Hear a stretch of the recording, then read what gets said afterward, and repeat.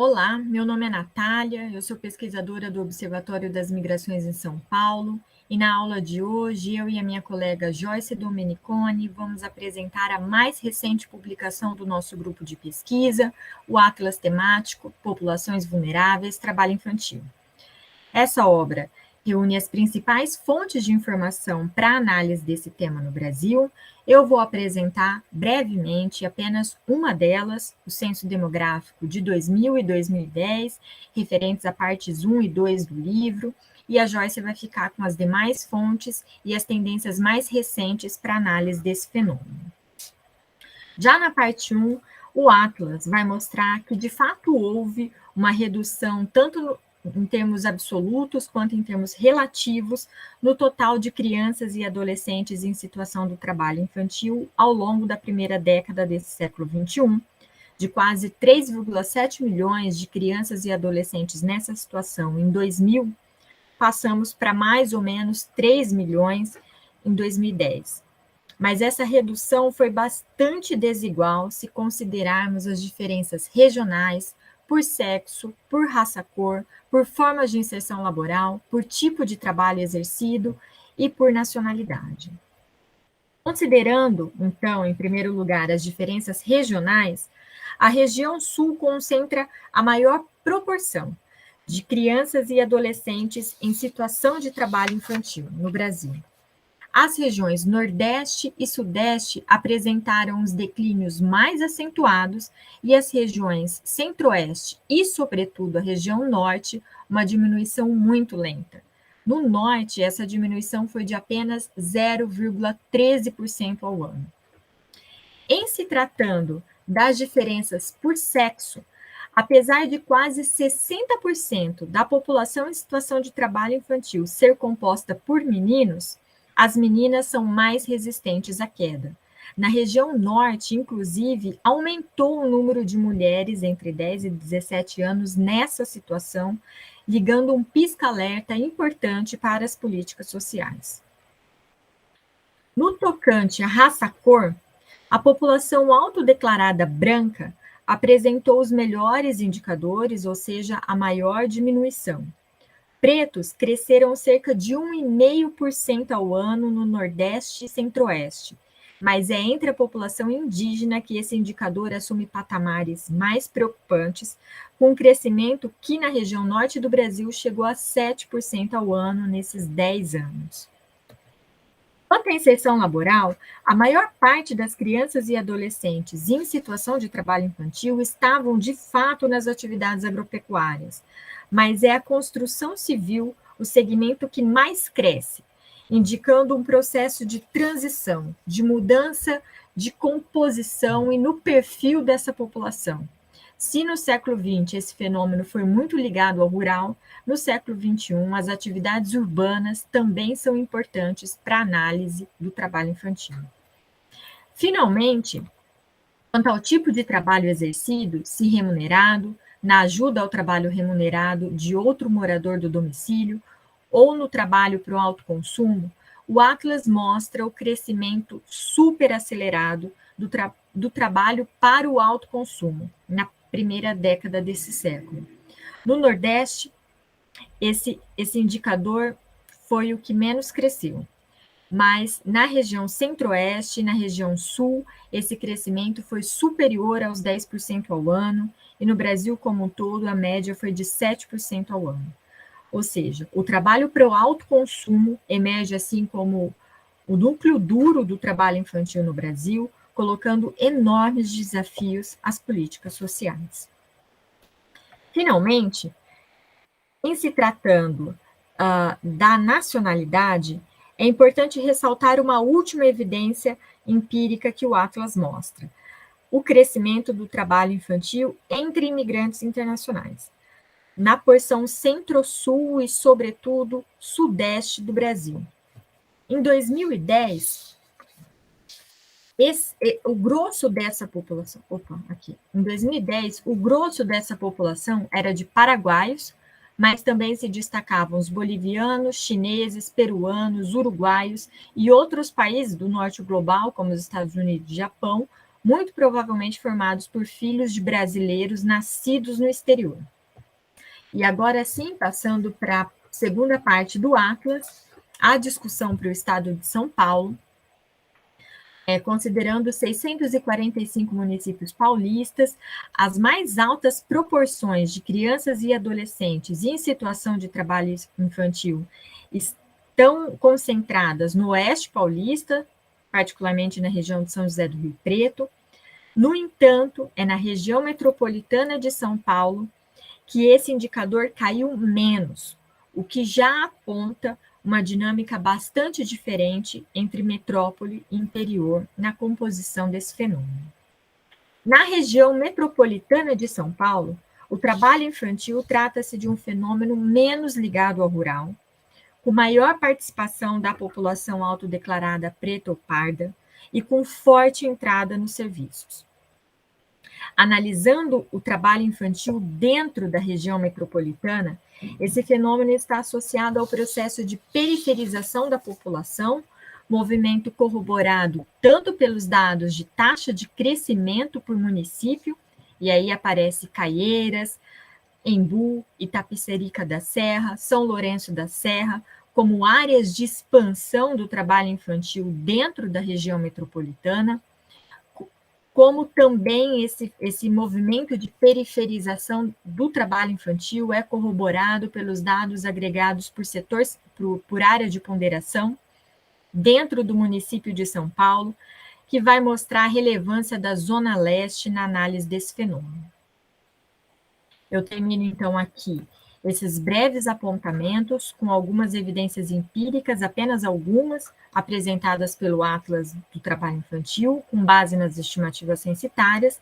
Deixo aqui meu contato, agradeço demais a atenção de todas e todas, um abraço. Olá a todas e todos, meu nome é Joyce Domeniconi e hoje falarei com vocês sobre a questão do trabalho infantil em temas emergentes.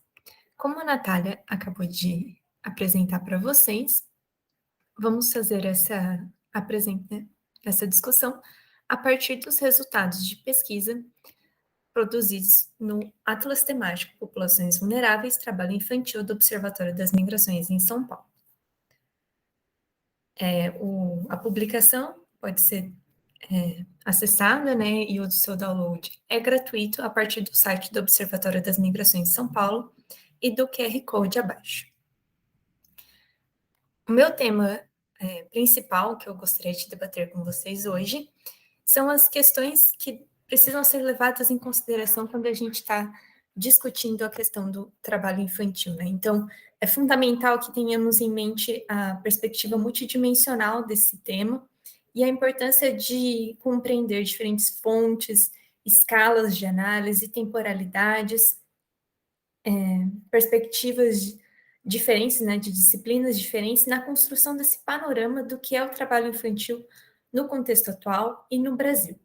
Por isso, esse livro, essa obra, conta com diferentes fontes de informação. Na parte 3, principalmente fontes da PNAD, né, e da PNAD contínua, mas também da Relação Anual de Informações Sociais do Ministério do Trabalho, do Cadastro Único da Assistência Social, do Censo Agropecuário, produzido pelo IBGE, da Prova Brasil, informações também do Sistema de Informação de Agravos, de Notificação do SINAM, do Ministério da Saúde, do Instituto Nacional de Seguro Social, INSS, da MUNIC, né, Pesquisa de Informações Básicas Municipais, produzida pelo IBGE, e também do Censo Demográfico. Foi uma preocupação no desenvolvimento desse livro e na perspectiva de compreender as tendências em torno do trabalho infantil, apresentar os dados sempre que possível para Brasil, Estado de São Paulo, mas também circunscrever a região metropolitana de São Paulo, a região metropolitana de Campinas e a região metropolitana de Sorocaba. Cada uma dessas fontes apresenta uma periodicidade distinta. Muitas delas, o censo é a cada 10 anos, algumas são feitas todos os anos, alguns são registros administrativos que apresentam a sua própria periodicidade, mas a maior parte delas, então, está nos dizendo, né, está nos passando informações sobre a perspectiva do trabalho infantil ao longo das primeiras décadas do século XXI. E, nesse sentido, é importante ressaltar que, às vezes, nem todas estão delimitando apenas a questão do trabalho infantil, mas com essa preocupação também da condição da criança, do adolescente, da inserção social e educacional desses jovens.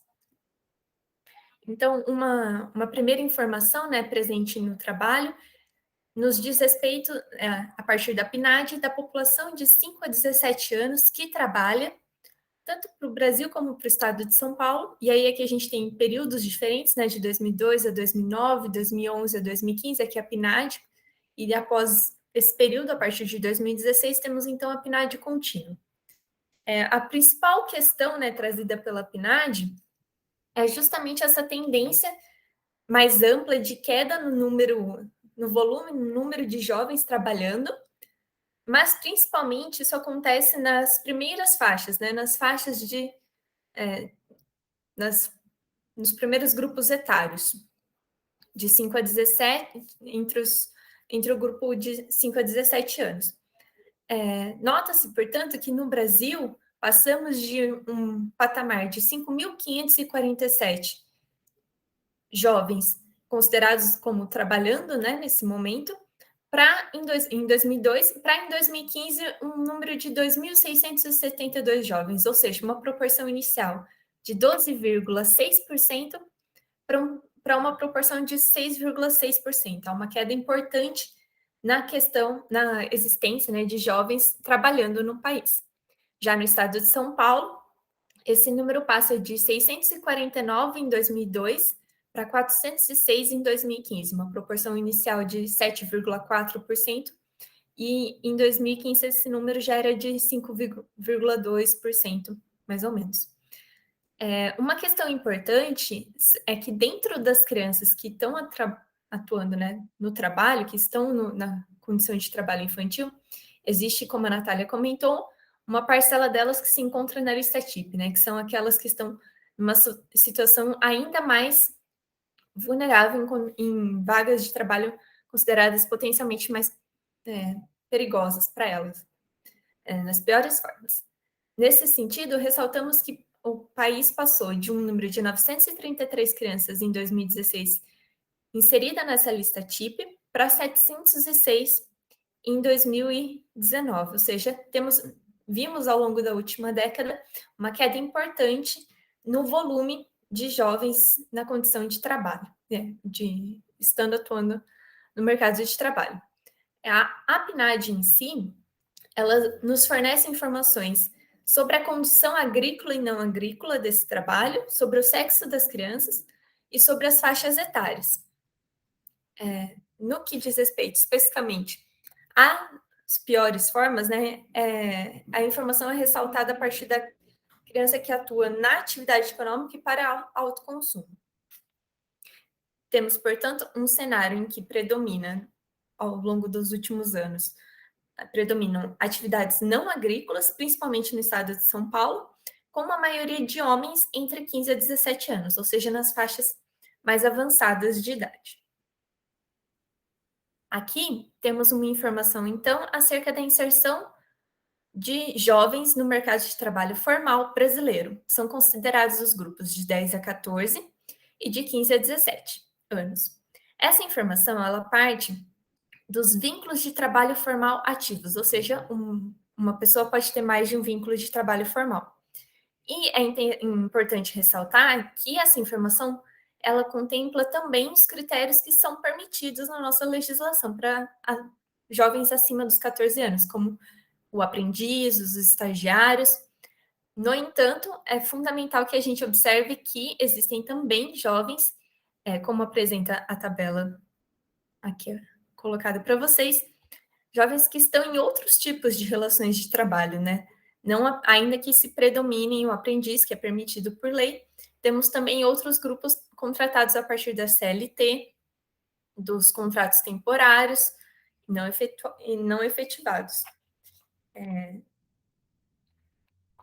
Em termos da fonte de informação, a RAIS é muito interessante porque ela nos permite pensar o nível de escolaridade, o setor em que esses jovens estão atuando, a ocupação, a remuneração, o sexo, o motivo do desligamento, o tipo de vínculo e a distribuição espacial desses registros de trabalho formal nas diferentes regiões metropolitanas consideradas. Destaco, então, para a região metropolitana de São Paulo, o próprio município de São Paulo, principalmente no que dizemos respeito ao primeiro grupo, né, a primeira faixa etária, de 10 a 14 anos. Destaco, então, São Paulo, Guarulhos, Santo André, Osasco, Barueri. Para a região de Campinas, temos, então, o próprio município de Campinas e a cidade de Santa Bárbara do Oeste. No caso da região metropolitana de São Paulo, temos o município de Sorocaba, região metropolitana de Sorocaba, temos o próprio município de Sorocaba, e destaco aqui o caso de Ibiúna, na região. A seguir, temos, portanto, uma outra fonte que nos diz respeito sobre o Cadastro Único da Assistência Social para o ano de 2019. Essa fonte nos traz informações sobre as famílias que possuem um indicador, né, de trabalho infantil e, mais do que isso, as famílias com indicador de trabalho infantil que recebem Bolsa Família. Temos, portanto, no total, né, das famílias com indicador de trabalho infantil para o Brasil, um volume de 34.208 famílias. No caso das que recebem Bolsa Família, é um número de 28.616, como vocês podem ver aqui.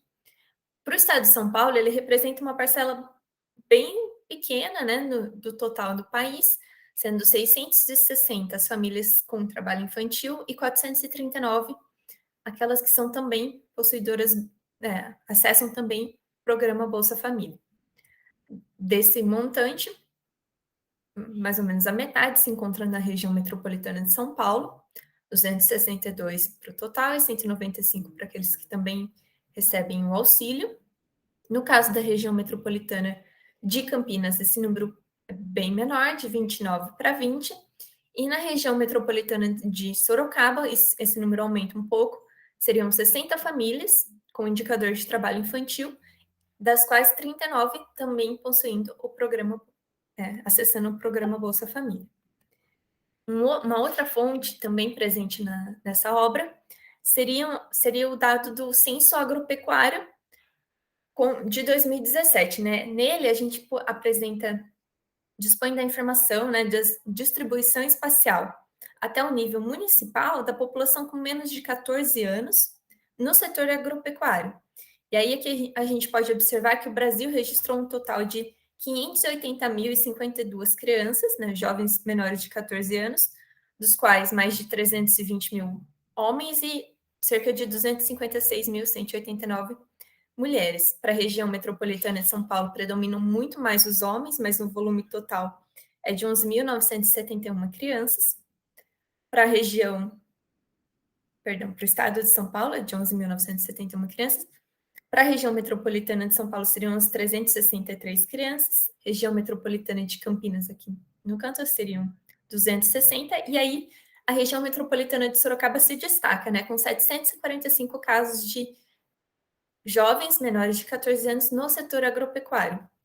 Essa análise, a partir do censo agropecuário, nos permite aprender o setor que esse jovem está inserido, destacando-se principalmente a horticultura e floricultura, a pecuária e a lavoura temporária ou permanente. Uma outra fonte muito importante no estudo da questão do trabalho infantil seria a informação obtida a partir da Prova Brasil, do INEP, do Ministério da Educação. Nessa fonte temos informações, portanto, sobre os estudantes de 5º a 9º ano do ensino fundamental em escolas públicas que trabalham fora de casa. É um dado de 2017 e aqui a gente tem a informação apresentada para a região metropolitana de São Paulo e para a região metropolitana de Campinas e Sorocaba. Foram computados, né, para o Brasil, um total de 479.910 casos de jovens nos dois níveis de escolaridade que declararam trabalhar fora de casa no ano de 2017. Esse número foi de 74.744 para o estado de São Paulo, dos quais quase metade na região metropolitana de São Paulo, né? Um pouco menos da metade, cerca de 31.111 casos, com destaque para as capitais, né, seja São Paulo, Campinas, Sorocaba. Na região metropolitana de Campinas, um total de 4.405 jovens, e na região metropolitana de Sorocaba, 4.312 jovens. Destaca-se principalmente a presença desse trabalhar fora de casa para os grupos do 9º ano, né? Outra fonte de informação muito importante, dessa vez advinda do Ministério da Saúde, seriam as notificações relacionadas ao trabalho, o SINAM. Esse registro possui uma periodicidade de 2007 a 2020 e destaca-se principalmente um aumento importante no número de casos de notificações, e essas relacionadas tanto a acidentes de trabalho, doenças e outras questões que impossibilitaram a pessoa, por algum motivo de saúde, de trabalhar. E aqui o dado vai de 2011, principalmente, né, esse aumento ocorre entre 2011 e 2014. Isso para a região metropolitana de São Paulo, para o estado de São Paulo, para o Brasil, para a região metropolitana de Campinas. No entanto, para a região metropolitana de Sorocaba, esse aumento é um pouco anterior, né? Já começou em 2010 e foi mais intenso até 2012, que demanda aqui um olhar cuidadoso para as dinâmicas regionais, mas também para o interior paulista. Destacam-se, sobretudo, as notificações para jovens nos grupos mais avançados, de 14 a 17 anos. Uma segunda fonte relacionada ao trabalho, uma próxima fonte relacionada ao trabalho, seria a evolução das notificações de acidentes, especificamente, apontadas para o Instituto Nacional de Seguro Social, INSS. O Brasil, de 2012 a 2020, computou 8.410 casos de acidente de trabalho para jovens de 14 a 17 anos. Esses números, né, tanto para o estado, para o Brasil, para o estado de São Paulo, para a região metropolitana de São Paulo, decaíram de forma importante a partir de 2015, como pode ser observado aqui no gráfico. Outra questão fundamental é a distribuição espacial desses acidentes de trabalho entre jovens, né? Destacam-se as capitais das regiões, né? A capital São Paulo, mas as cidades de referência dessas regiões metropolitanas, como Campinas, mas outros municípios do interior também. Finalmente, a pesquisa de informações básicas municipais, a MUNIC, produzida pelo IBGE, num dado de 2019, né? A pesquisa se preocupou em pensar, do ponto de vista dos instrumentos municipais, o combate ao trabalho infantil, mas também a existência de, enfim, instrumentos, políticas, programas, ações voltadas à atenção e garantia de direitos às crianças e adolescentes, seja na existência de delegacias, de órgãos gestores de referência, comitês, organização de eventos, a existência de legislações municipais voltadas à proteção da primeira infância, dos jovens e adolescentes, a existência de fundos municipais específicos para esse tema, e também a questão da produção, da gestão, né? Possuir programas de promoção e combate ao trabalho infantil, que visem a erradicação do trabalho infantil no município, também com a existência de conselho tutelar. Dentre esses, né, é uma pesquisa realizada para o Brasil todo e para o estado de São Paulo também, destaca-se especificamente o número restrito, né, diminuto de municípios que possuem delegacias especializadas, uma legislação municipal específica e políticas específicas de combate e erradicação do trabalho infantil.